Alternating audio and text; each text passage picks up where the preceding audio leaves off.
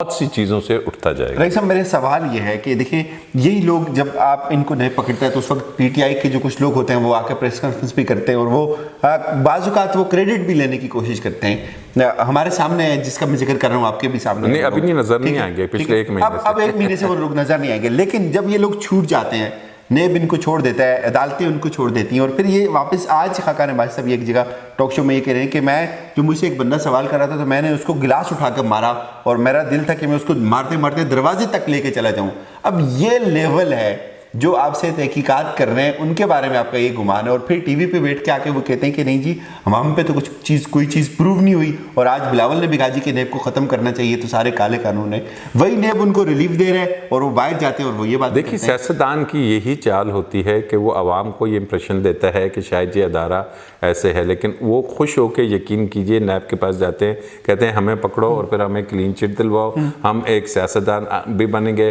बिलावल भुट्टो साहब अभी तक जेल नहीं गए, उनका दिल कर रहा है कि किसी दिन नैब मुझे भी अरेस्ट कर ले, फिर मैं भी कोई 15-20 दिन, महीना ज़रा जेल में रहूं, फिर मैं भी ऐसे हीरो बन के आ जाऊं, का निशान निकाल के बाहर आऊं। अभी आप देखें वो एहसन इकबाल को ऐसे ऐसे विक्ट्रियों के निशान बनाते हैं, बाहर आते हैं। तो इनको पता है कि जनाब नैब की इन्वेस्टिगेटर की क्या मजाल, उन नैब की फलाने की क्या मजाल, इनको तो हमने खुद लगाया है। वही बात मैं रिपीट कर रहा हूँ। तो इस सिस्टम को, इन अदारों को जो मजबूत करना था पीटीआई ने, उसके लिए बहुत ज़रूरी है कि अदारों के लिए भले से आप ऑर्डिनेंस ले आते हैं कि जी जनाब ब्यूरोक्रेट को नहीं छेड़ा जाएगा, तो आप ऑर्डिनेंस लाएं कि जनाब ये चेयरमैन नैब के अपॉइंटमेंट का तरीका गलत है, आप ऑर्डिनेंस लेके आएँ जी इसमें रीवैम्पिंग हो रही है, रीस्ट्रक्चरिंग हो रही है, इस किस्म का लाएं। लेकिन अनफॉर्चुनेटली पीटीआई की अपनी हुकूमत के इर्द गिर्द भी ऐसे लोग बैठे हैं जो ऐसे मशवरे नहीं देंगे, बल्कि वो ऐसे मशवरे देंगे कि जिससे इत्तेसाबी अमल कमज़ोर हो, लूट मार का सिलसिला जारी रहे और उनके जो अरबों खरबों में उनकी जो रोज़ की आमदन है वो बरकरार। कितना रोल है चेयरमैन नेब का इन सारे केसेस को रेप अप करने में, और हुकूमत के पास क्या ऑप्शन है चेयरमैन नेब को अभी तब्दील किया जा सकता है? देखिए, नैब में जो पावर होती है ना, वो एक बंदे में होती है, वो है चेयरमैन नैब, ठीक है। और चेयरमैन नैब के पास ही ये इख्तियार है कि उसने नीचे की टीम अपॉइंट करनी है, उसने डीजीज लगाने हैं, उसने अपनी टीम से काम लेना है।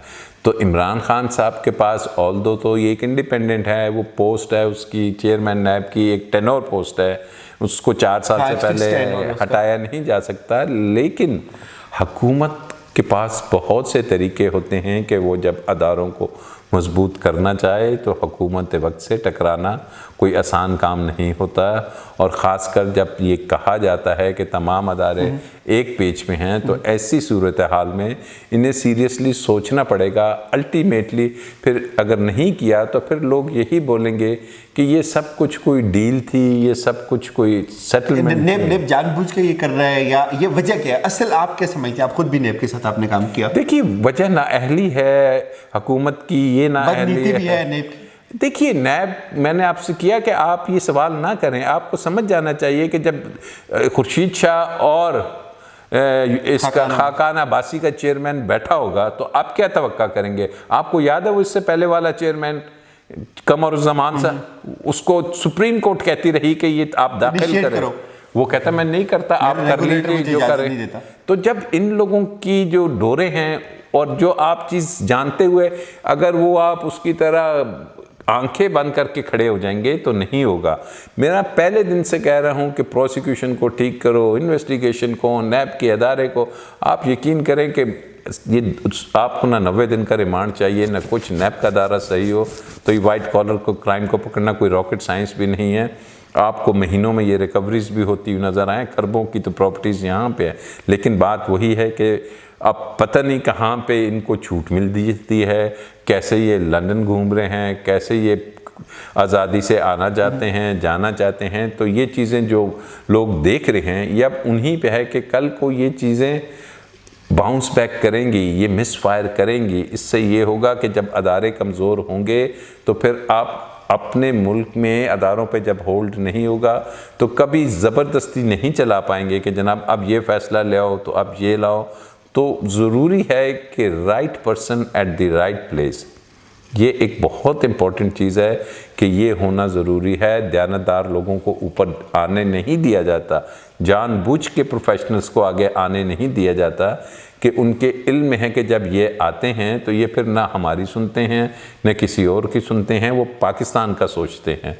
और इस सोच को और इस सोच के हामिल अगर लोग जो कि इस मुल्क में बेतहाशा हैं, जब तक वो सामने नहीं आएंगे तो हम इसी स्टेटस को के जो पुजारी हैं, ये जो पिछले 20-30 साल से हमें नज़र आ रहे हैं, यकीन कीजिए कि अब भी 90% कंट्रोल इन्हीं का है, इन्हीं का सिस्टम है, इन्हीं की अथॉरिटी है, इन्हीं की मर्ज़ी से सब कुछ हो रहा है, चाहे ये ब्यूरोक्रेसी में है, चाहे ये पॉलिटिशियन में है, चाहे ये अदालती निज़ाम में है। तो ये ओवरऑल अब सिस्टम को आपने दुरुस्त करना है, हुकूमत के लिए नहीं कि हुकूमतें आएंगी जाएंगी, लेकिन हुकूमतें चल भी जाती हैं इस अंदाज में, लेकिन जो मुल्क हैं वो इस अंदाज में नहीं चला जाता। रईस साहब, इस वक्त वफाकी हुकूमत भी और पंजाब गवर्नमेंट भी ये फैसला करी कि नवाज शरीफ को जो है वो वापस लाने के लिए ख़त लिखा जाएगा। आप समझते हैं कि ख़त के ज़रिए ही वापस लाना था, ये भी एक मजाक ही है कि पहले भेज दिया अब वापस लाया जाएगा, वो वापस आएंगे, किन्होंने भेजा, कौन वापस लाएगा, ये क्या हो रहा है?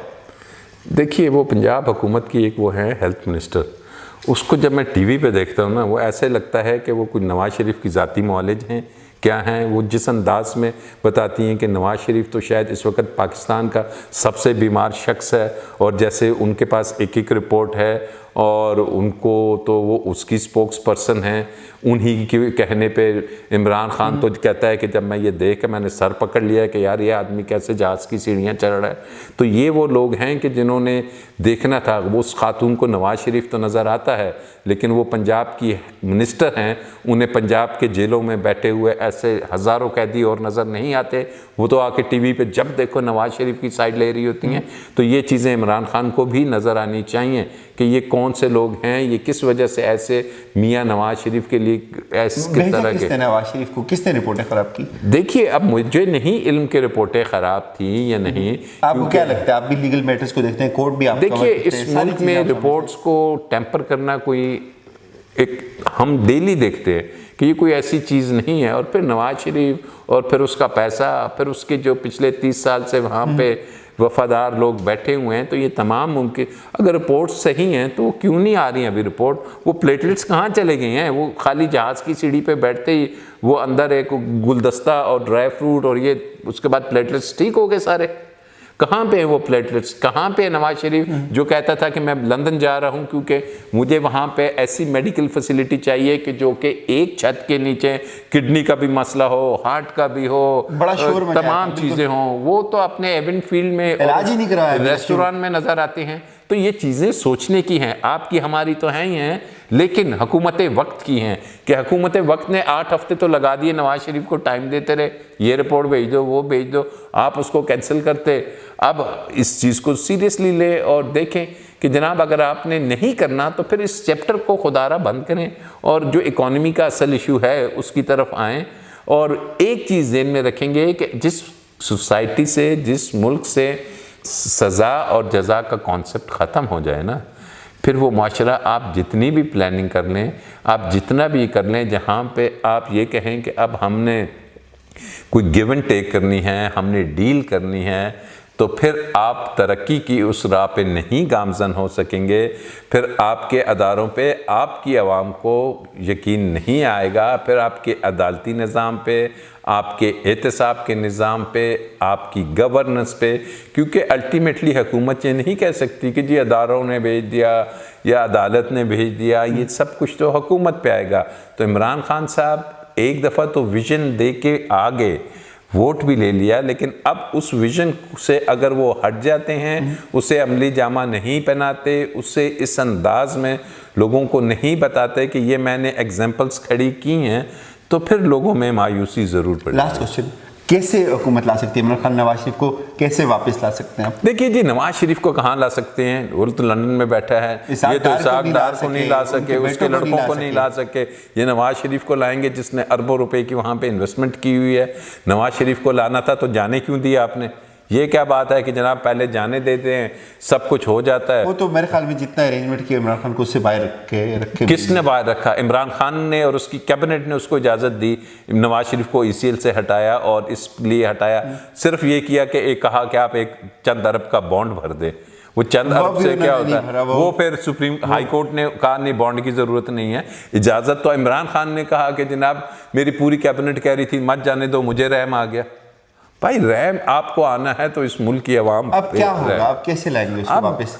देखिए जी, उसको लाने का एक ही तरीक़ाकार है कि उसके लिए अदालती जो केसेस हैं उसमें आप सख्ती करें, क्योंकि इनकी जो अपीलें यहाँ पे पड़ी हुई हैं, अभी तक हाई कोर्ट में अपील्स मौजूद हैं, तो उस अपील में अगर नवाज शरीफ एब्सकॉन्ड कर जाते हैं, मफरूर होते हैं, तो कानून ये है कि ऑटोमेटिकली आपको अपील का हक ख़त्म होता है, आपसे विड्रॉ हो जाता है। और जब आपकी अपील खारिज हो जाती है, मेरिट्स पे बात नहीं होगी, सिर्फ इस बात पे कि आप मफरूर हैं, तो फिर वो जो ट्रायल कोर्ट से एहतसाब अदालत से सज़ा हुई थी वो हाई कोर्ट के लेवल पे भी कंफर्म हो जाएगी, इसके बाद भी वो नहीं होगी, तो वो एक फ़ाइनल चीज़ बन जाएगी जिसको मैं समझता हूँ कि नवाज़ शरीफ कभी भी अफोर्ड नहीं कर पाएगा।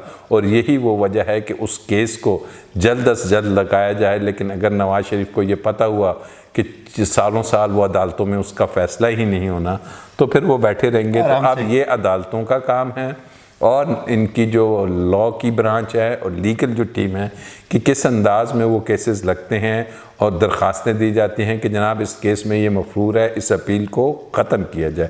ये वो वाज टेक्निकल रास्ता है, ये चिट्ठियाँ लिख के भेजने से लंदन से नहीं आएगा। पता नहीं इनको समझाने वाला कौन है। बहुत बहुत शुक्रिया sir, thank you so very much.